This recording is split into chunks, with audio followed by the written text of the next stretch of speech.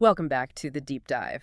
Today, we're jumping right in, looking at what it really takes for men over 50 to, well, not just maintain, but actually rebuild health and vitality. Yeah, it's a big topic. A lot of guys hit 50 and, things start to feel different. Metabolism slows down, maybe picking up some weight around the middle. Muscle feels harder to hang on to. Recovery definitely takes longer. Exactly. And there's this sort of narrative sometimes that maybe your best physical years are done. Right. But that's exactly what we're challenging today. Our sources, and there are a lot of them, they basically scream that that idea is just plain wrong. This deep dive is about pulling together a complete blueprint. A blueprint focused on maximizing vitality, yeah. Yeah, Strength, cognitive function, the whole package, using a kind of holistic approach. precisely. We've structured it around three key pillars, interconnected pillars, really. First, the fuel, that's your nutrition. Second, the engine, the exercise strategy. And third, the system reset covering recovery, sleep, hormones. It sounds comprehensive, but where do you even start with all that? Well, interestingly, before you lift a single weight or change a single meal, the starting point is actually mental. It's the power of decision. Okay, explain that. You have to fundamentally decide, commit in your head, that building strength, improving your health, feeling energetic again. It's absolutely possible. It's not a maybe, it's a yes, I can do this. Our sources really hammered that point. One source used the phrase, an enthusiastically resounding yes to the question, can you still build muscle? And the proof is out there. Look at Sonny Bryant. The guy started competitive bodybuilding in his 40s. He was winning titles well into his 70s. That's incredible. So it's really never too late to make that decision. Never. You can't rewind the clock on your age, but you absolutely can change your physical trajectory, your energy levels, starting, right now, today. So this deep dive is like day one, mapping out how to actually do it. Exactly. And the very first step, the non-negotiable foundation, is figuring out what you're putting into your body. Let's talk about the fuel. Okay, the fuel. Let's unpack this. We have to start with that metabolic reality check, don't we? Because eating like you did in your 30s, well, it's just not going to fly anymore. It really isn't. And it's not just because maybe you move a bit less. There aren't actual changes happening at the cellular level. Mitochondrial decline is a big one. Your body's baseline energy burn just isn't what it used to be. So controlling calories isn't just about looking better, it's fundamental. It's fundamental to preventing that weight gain, especially the belly fat, which honestly just makes every other age-related issue worse. So diet becomes the critical fuel for the engine we're trying to build. Right, so if the goal is, what did the sources call it? Lean bulking, building muscle without packing on fat. Yeah, lean bulking, it requires being really controlled. You don't need massive amounts of extra food. The recommendation is actually quite modest, just a slight surplus, maybe 300 to 500 calories max over what you burn daily. Only 300 to 500. That seems quite small if you're trying to build muscle. It's enough. It provides just enough extra energy to build new muscle tissue without overwhelming your system and triggering, significant fat storage. It's a smart, controlled approach. And where those calories come from is key, right? That dictates muscle versus fat. Absolutely crucial. This brings us to the macro targets. Our sources point towards a specific ratio, the 30-40-30 rule for guys over 50. Okay, break that down. 30-40-30. It's 30% of your calories from protein, 40% from carbohydrates, and 30% from healthy fats. Let's dig into each of those. Why 30% protein? That 30% protein is your main weapon against sarcopenia. That's the natural decline in muscle mass that happens as we age. Without targeted resistance training and enough protein, men can lose like 1 to 2% of their muscle mass every single year after 50. It's insidious. Wow, 1 to 2% adds up fast. It really does. So you need that protein. Think eggs, chicken, lean beef, fish like sardines, even quality protein powder to constantly stimulate muscle protein synthesis. You're essentially fighting that decline daily. Okay, that makes sense. Now, the 40% carbs. Any specifics there? Complex carbs, I assume? Yes, primarily complex carbs. Think oats, brown rice, quinoa, sweet potatoes, vegetables. These provide sustained energy for your workouts and daily life, plus fiber, which is important for digestion and blood sugar control. You need carbs for energy. Right. Now, the one that might surprise some people, 30% healthy fats. A lot of guys trying to get lean, cut fat way down. Why keep it at 30%? This is absolutely critical and often misunderstood. That 30% healthy fat target is mandatory for hormone health, specifically testosterone. How does that work? Well, your body actually uses cholesterol, which comes primarily from dietary fats, as the raw material to produce testosterone. If your fat intake drops too low, you're literally starving the production line. So we're not talking about any fats, though. We mean the good stuff. Exactly. Monounsaturated and polyunsaturated fats. Avocado, nuts, seeds, olive oil, fatty fish. These provide the building blocks for tea production, not just generic calories. It's functional fuel. Okay, that's a really important distinction.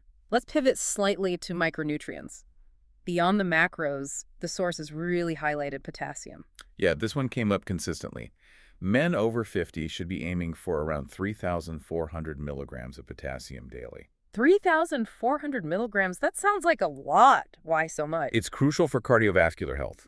Potassium basically counteracts the negative effects of too much sodium, which is super common in modern diets. Its main job here is acting as a vasodilator. Meaning it relaxes blood vessels. Precisely.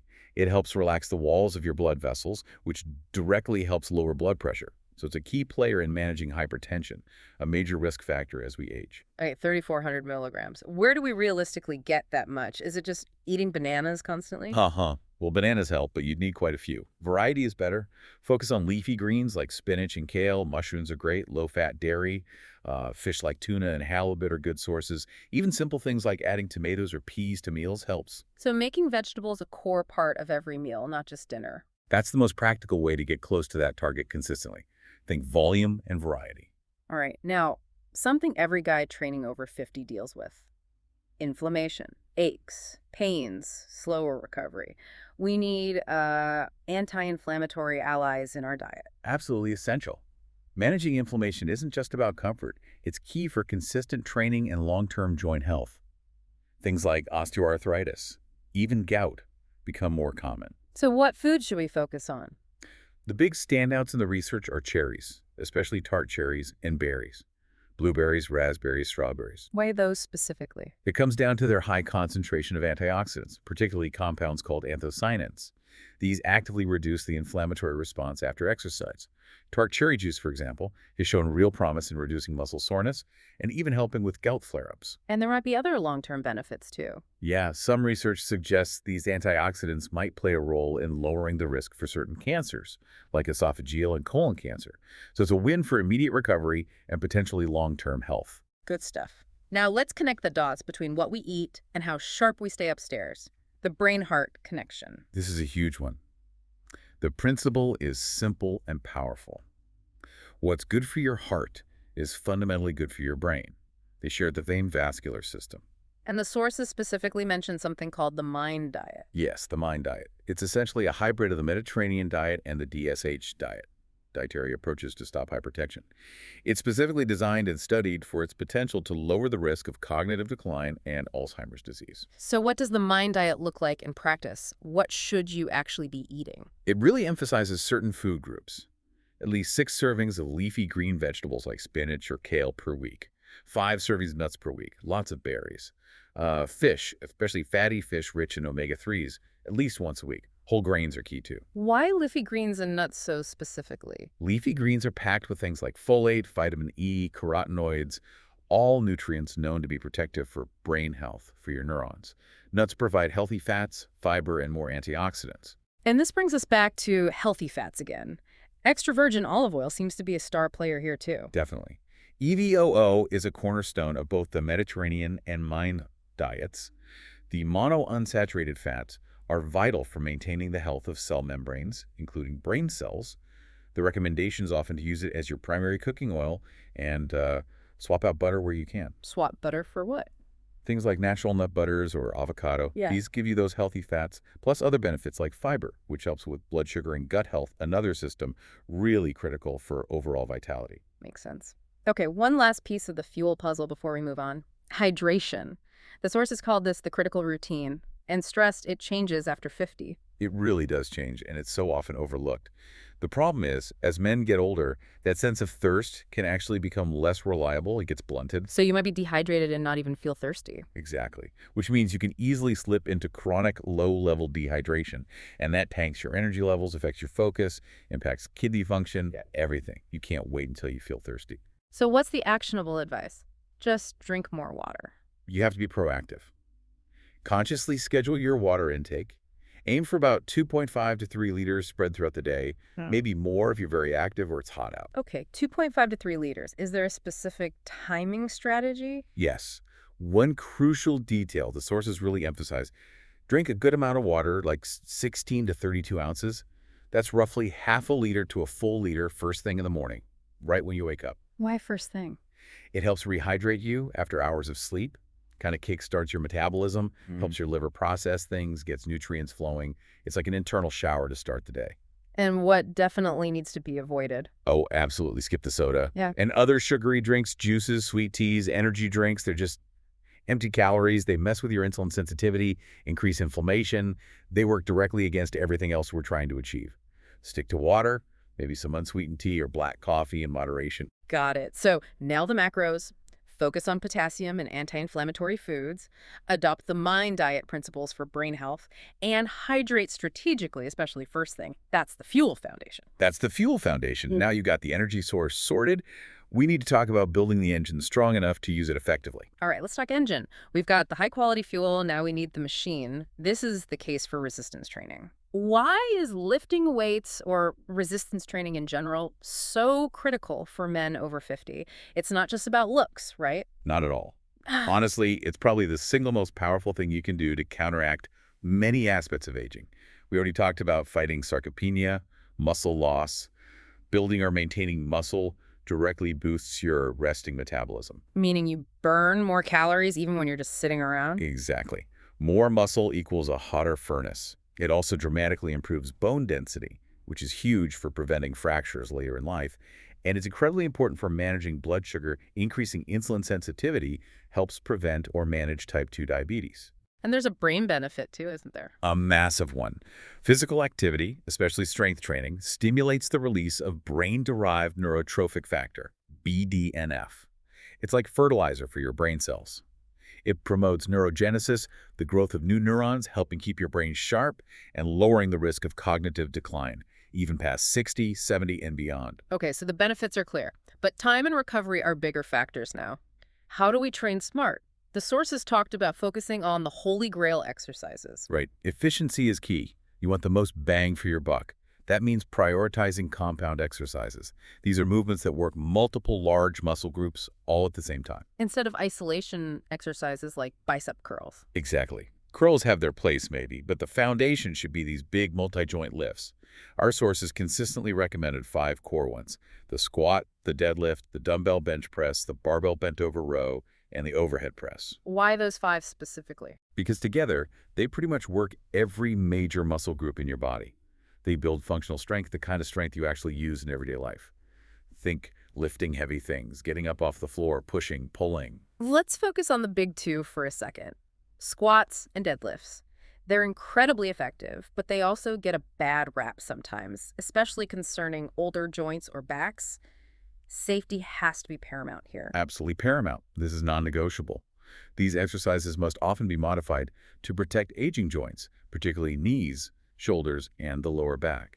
You cannot just jump in and do what you did at 25. So what kind of modifications are we talking about? Take the squat. Okay, for squats, if you have knee issues, maybe a traditional barbell back squat isn't ideal. A great alternative is the goblet squat, holding a single dumbbell vertically against your chest.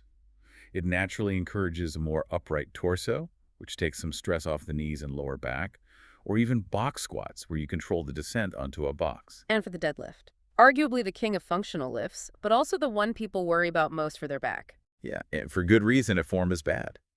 But modified, it's incredibly beneficial. Instead of pulling a straight bar from the floor, consider the trap bar or hex bar deadlift. The handles are at your sides, allowing you to keep a more upright posture and reducing shear forces on the spine. Another option is rack pulls, where you start the bar elevated on pins, shortening the range of motion and focusing on the top part of the lift. So the message is, don't avoid these powerful moves, but adapt them intelligently. Precisely. And prioritize form over weight, always. If your back rounds during a row or your shoulder feels pinchy during an overhead press, the weight is too heavy. Lower the weight, perfect the movement pattern, then gradually increase the load. Ego lifting is the fast track to injury, especially now. Okay, form first. Let's talk structure. How often should guys be doing these strength sessions, and how should they structure the reps and sets? The sweet spot seems to be 2 to 3 focused strength sessions per week. You need that recovery time, remember, 48 to 72 hours between hitting the same muscle groups hard. 2 to 3 times a week. That sounds manageable. It is. And the key within those sessions is consistency, but also variety in how you stimulate the muscles.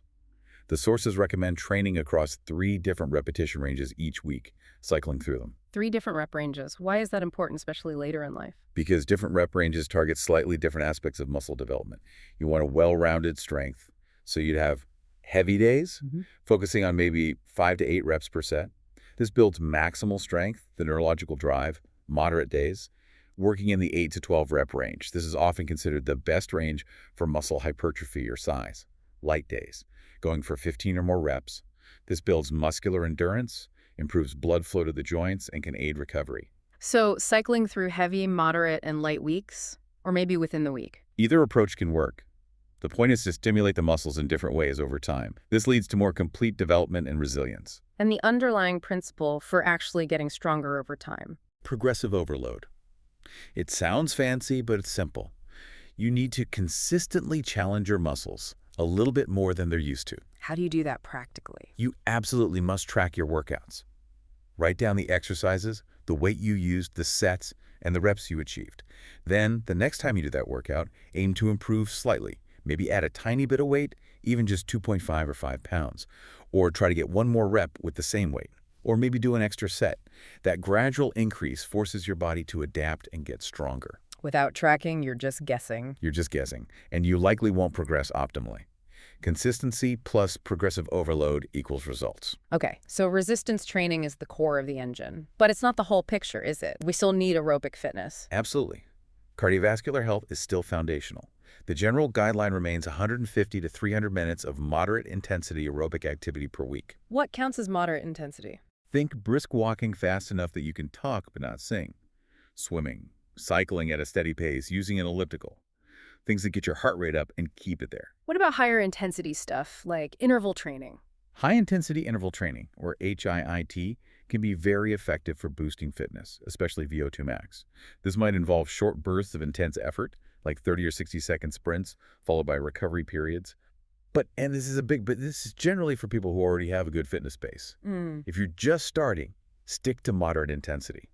Build up gradually over months if you want to incorporate HIIT. Got it. Now, another piece often neglected, especially by men, flexibility and balance. Why does this become more important after 50? Because everything starts to stiffen up. Joints lose range of motion, muscles get tighter. This directly increases your risk of injury, not just in the gym, but in daily life. Poor flexibility can contribute to back pain, shoulder problems. And balance is crucial for preventing falls, right? Wow. Which can be devastating later on. Hugely important. Falls are a major cause of loss of independence for older adults. Working on balance helps maintain your stability and coordination. Flexibility and balance work together to keep you moving well and safely. So what's the practical recommendation? Stretch for an hour every day? No, thankfully. Consistency is more important than duration. Aim for just 10 minutes of gentle stretching daily. Focus on major muscle groups, hamstrings, hips, shoulders, chest.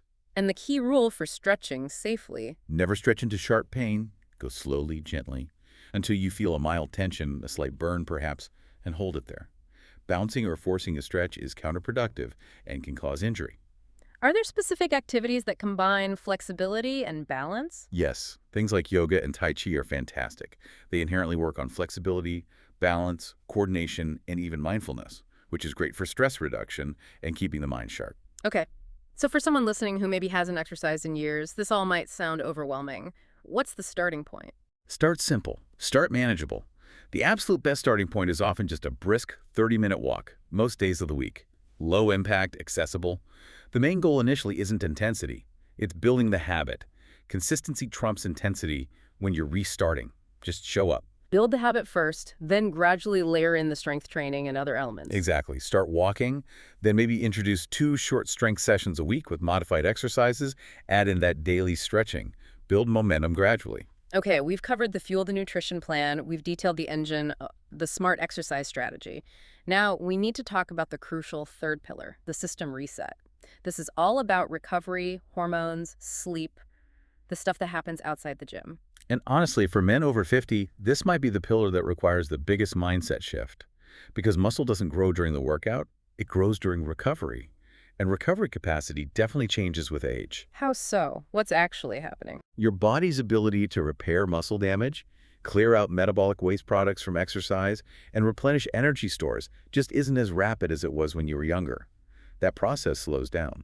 So that feeling that you need more time between tough workouts isn't just in your head. Not at all. It's physiological reality. While a younger person might feel recovered from a heavy leg day in 24 or 36 hours, someone over 50 might genuinely need 48 or even a full 72 hours before hitting those same muscles hard again. What happens if you ignore that and push through? You risk overtraining, chronic inflammation, increased injury risk, and ironically, you actually halt your progress. You break down muscle faster than your body can rebuild it. Listening to your body and scheduling adequate rest is critical. How can you tell if you're recovered enough? Are there signs to look for? Yeah, pay attention to your body's signals. How are your energy levels overall? Are you still excessively sore 2 or 3 days after a workout? Another good indicator can be your resting heart rate first thing in the morning. If it's consistently higher than usual, it might mean your system is still under stress and needs more recovery. So sometimes the best workout is actually a rest day or maybe just some light activity. Absolutely. Active recovery, like a gentle walk or some light stretching, can be beneficial on rest days. But forcing another hard workout when you're not ready is counterproductive. Okay, adequate rest between sessions is key. What's the single most important recovery tool we have? Sleep, without a doubt. Mm. And we need to bust a myth right here. The idea that older men need less sleep is just wrong. Really, I hear that all the time. It's a dangerous myth. Your body still needs minimum 7 hours of quality sleep per night, and ideally closer to 8 or even 9 for optimal recovery and health. Why is sleep so crucial, specifically for the things we're talking about? Muscle growth, hormones. Because the magic happens during deep sleep. That's when your body does its most significant repair work. Critically, deep sleep stages are when your body releases peak amounts of human growth hormone, HGH. Which is vital for repairing tissues, building muscle. Exactly. And also, crucially, testosterone. The majority of your daily testosterone production occurs during sleep. If you consistently shortchange your sleep, you're directly suppressing the release of these two absolutely key hormones. So poor sleep equals lower HGH, lower testosterone, worse recovery, slower muscle gain. It's a vicious cycle. It's a cascade of negative effects. Lack of sleep hinders muscle regeneration, tanks your energy, impacts mood, weakens your immune system, and actually makes it harder to lose fat and build muscle. It sabotages everything else you're doing right. So prioritizing sleep isn't a luxury, it's a biological necessity for making progress. Non-negotiable. You have to treat sleep like a critical part of your training program. What are the key practical tips for improving sleep quality? Consistency is number one. Try to go to bed and wake up around the same time every day, even on weekends, as much as possible. This helps regulate your body's natural sleep-wake cycle, your circadian rhythm. What about evening routines? Definitely create a wind-down routine. Avoid caffeine in the afternoon and evening. Its effects can last for hours. Limit exposure to bright screens, phones, tablets, TVs for at least an hour before bed. The blue light they emit suppresses melatonin production, the hormone that signals sleepiness. So read a book, listen to calming music, maybe some light stretching. Perfect. Dim the lights, make your bedroom cool, dark, and quiet. Create an environment conducive to sleep. Okay, so sleep directly impacts HGH and testosterone. Let's talk more about testosterone. We know levels tend to decline naturally with age, but the sources suggest we're not just passive victims here. We can optimize T naturally. Absolutely. While some decline is normal, lifestyle factors play a huge role in how much T you maintain. And the good news is, many of these factors are entirely within your control. This should be a big motivator. What's the single biggest lifestyle factor influencing testosterone levels? Body composition. Specifically, managing your waistline. Reducing belly fat is one of the most powerful natural ways to boost testosterone. Why is belly fat specifically such a T killer? What's the mechanism? It comes down to an enzyme called aromatase. Fat tissue, especially that deep visceral fat around your organs, is rich in aromatase. And what aromatase does is convert your precious testosterone directly into estrogen. Seriously. So the more belly fat you carry, The more of your testosterone gets converted into estrogen. It's a direct conversion process happening in that fat tissue. This leads to lower T levels and higher estrogen levels, which contributes to further fat gain, muscle loss, low energy. It's another negative cycle. but the good news is, It's reversible. As you lose that belly fat through diet and exercise, you reduce the amount of aromatase activity in your body. Less conversion means your natural testosterone levels can rebound. This is a huge piece of the puzzle and a massive motivator for getting leaner. And this ties back to our nutrition discussion too, right? The healthy fats. Exactly. We talked about needing healthy fats like olive oil, nuts, avocado, and omega-3s from fish because your body uses cholesterol from fat to make testosterone. So getting enough of the right fats supports T production. And avoiding the bad fats. Yes, avoiding trans fats is crucial as they've been linked to lower T levels. Focusing on whole foods and healthy fats supports your endocrine system naturally. Okay, so sleep hygiene and managing body fat are key natural strategies. What about supplements? The sources mentioned a specific stack, but with a strong caveat. Yes, the caveat is critical. Supplements are supplemental. They are the insurance policy, the potential performance enhancers, but they only work effectively if your foundation, your diet, your training, your sleep is solid. You can't out-supplement a bad lifestyle. Right, they're not magic pills. But assuming the foundation is in place, what did the research point to? 4 key players consistently came up. First, creatine monohydrate. Creatine, still relevant, even after 50. Absolutely. It's one of the most studied and consistently effective supplements for strength, power, and even cognitive function across all age groups, including older adults. How does it work, and what's the recommended dose? The standard dose is simple, 5 grams per day. Many people mix it into their post-workout shake. Creatine works by increasing the stores of phosphocreatine in your muscles. This helps regenerate ATP, which is the primary energy currency for short, intense bursts of effort, like lifting weights. So more energy means you can lift heavier or get more reps. Exactly. It allows you to push a little harder, do a little more work, which drives that progressive overload we talked about, leading to better muscle and strength gains over time. Plus, emerging research shows it can support brain health and reduce mental fatigue, which is a nice bonus. And the sources were specific about sticking to the basic monohydrate form? Yes, there are lots of newer, fancier, more expensive forms of creatine marketed, but creatine monohydrate is the one with the overwhelming majority of the research behind it. It's proven effective, safe, and it's the most cost-effective. No need to overspend. Okay, creatine monohydrate, 5 grams daily. What's next? Vitamin D3. This one is crucial because deficiency is incredibly common, especially as we age. Estimates suggest over 75% of men in the U.S. might be low in vitamin D. Wow, that high. Why is it so important, and why supplement separately? Our main source of vitamin D is sunlight on our skin. But as we get older, our skin becomes less efficient at producing it. Plus, many of us spend more time indoors or use sunscreen religiously. A typical multivitamin often doesn't contain enough D3 to correct a deficiency. So what's the recommended dose for D3? The sources generally recommend between 2,000 and 5,000 international units, IU, per day. It's fat-soluble, so take it with a meal that contains some fat, like breakfast, for better absorption. And the benefits for men over 50? Oh, they're wide-ranging. Vitamin D acts more like a hormone in the body. It's essential for immune function, bone health, helps absorb calcium, cardiovascular health, and yes, studies suggest optimal vitamin D levels are linked to healthier testosterone levels as well. It's a foundational supplement for overall health. Okay, D3, 2,000, 5,000 IU daily with food. What else? A quality multivitamin. Think of this as your nutritional backstop or insurance policy Insurance against what? against any potential gaps in your diet. Even with a good diet, it can be challenging to consistently get the optimal amounts of all the, nearly 200 different micronutrients, vitamins, minerals, trace elements that your body needs for peak function, energy production, and muscle building processes. A good multivitamin helps cover those bases. When should you take that? Also usually recommended with breakfast, often alongside the vitamin D. Makes sense. And the final piece of the stack. Protein powder. This isn't strictly necessary if you can hit your protein goals through whole foods alone. But let's be honest, hitting that 30% target consistently can be challenging. So it's mainly for convenience. Primarily convenience and timing. Having a protein shake, especially right after your workout, is a super easy way to get about 30-35 grams of high-quality protein into your system quickly to kickstart that muscle repair and growth process, muscle protein synthesis.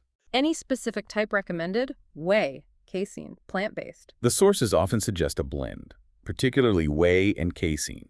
Whey protein digests very quickly, giving your muscles an immediate hit of amino acids post-workout. Casein digests slowly, providing a more sustained release of amino acids over several hours, which can be beneficial for ongoing recovery, especially if taken before bed. But quality whey isolate or even plant-based options can work well too, depending on dietary needs. Okay, so the stack is creatine, vitamin D3, a multi, and potentially protein powder, but only after nailing diet, training, and sleep. That's the hierarchy. Get the big rocks in place first, then add the supplements as boosters and insurance. We've laid out a really comprehensive plan: fuel, engine, system reset. It sounds incredibly effective. But before anyone rushes out to start deadlifting, we absolutely have to cover safety first. These are the non-negotiables. Cannot stress this enough. Number one, without question, get medical clearance.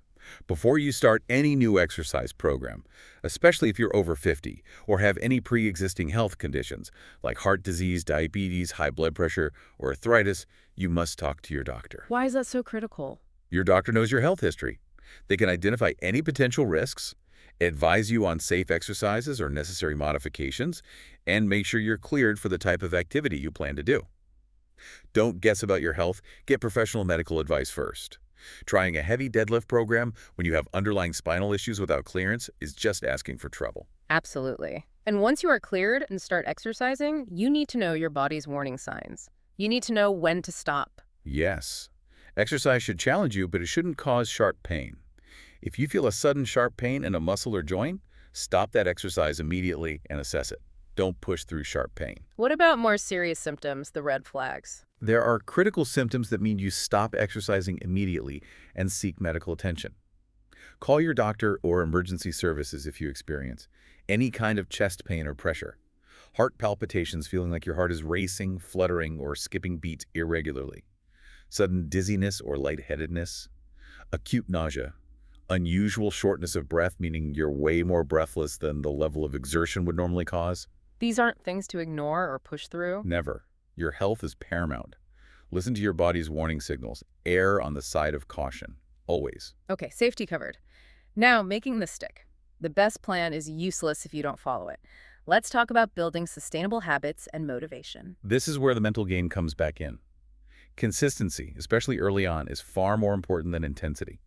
Treat your workouts like important appointments you cannot miss. Schedule them in your calendar. Make it non-negotiable. Exactly. And track your progress, like we discussed with progressive overload. Seeing those small improvements week after week, lifting a little more, doing an extra rep, walking a bit faster, that's incredibly motivating. Progress fuels consistency. But what about keeping it enjoyable long-term? Doing something you hate just because it's good for you rarely lasts. That's a huge point.